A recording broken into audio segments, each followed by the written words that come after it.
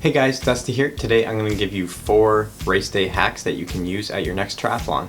Okay, so hack number 1 has to do with your race number, and what I want you to do is crumple it. So I'm sure many of you have experienced this, but having a stiff, flat race number on your race belt can get in the way when you're running, and if you have to wear it on the bike, it can just flap in the wind like crazy. So it's a pretty minor thing, but it's an annoyance that you can get over by simply just crumpling up your race number. So crumple it up, uncrumple it, put it back on your race belt so that officials and photographers can still see your actual number. But now that you've crumpled it, it will stay in place much better. Hack number 2 is pretty common, and that's going to be taping your gels to your top tube of your bike. So you'll want to grab some electrical tape and go ahead and tape your gels onto the top tube.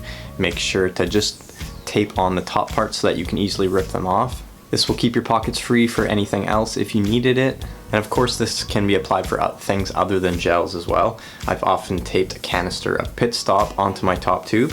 So that's just a tire sealant in case I get a flat. So if you've been struggling with a place to put, say, tire sealant or your gels, your top tube can be prime real estate in your next race. Hack number 3 is also a pretty common one amongst triathletes, and that is a plastic bag. So if you're in a race where you need to use a wetsuit, especially if it's hot and humid out, I'm sure many of you know that it's very difficult to put a wetsuit on. So sliding a plastic bag over your hands and over your feet will just allow you to slide through the arms and the legs of the wetsuit much easier, and ultimately getting a better fit and maybe having a better swim. Oh, one more tip that has to do with your race number and a wetsuit. So if you're in a race where it's mandatory to wear your race number on the bike, I recommend actually putting your race belt with your race number on under your wetsuit.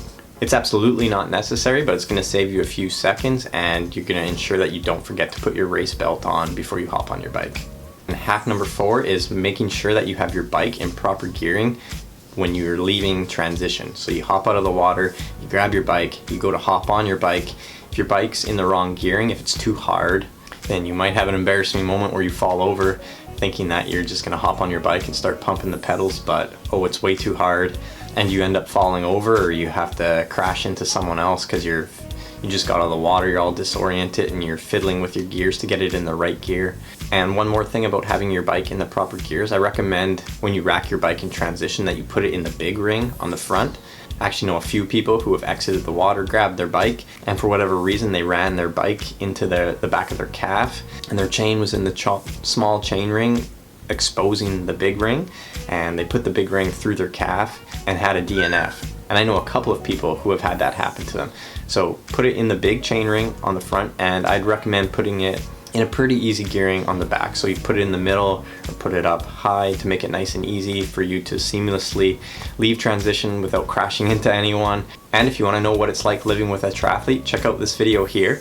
And if you like the video, make sure to give it a thumbs up. And if you haven't yet, make sure to subscribe for more everything running, triathlon, and nutrition related.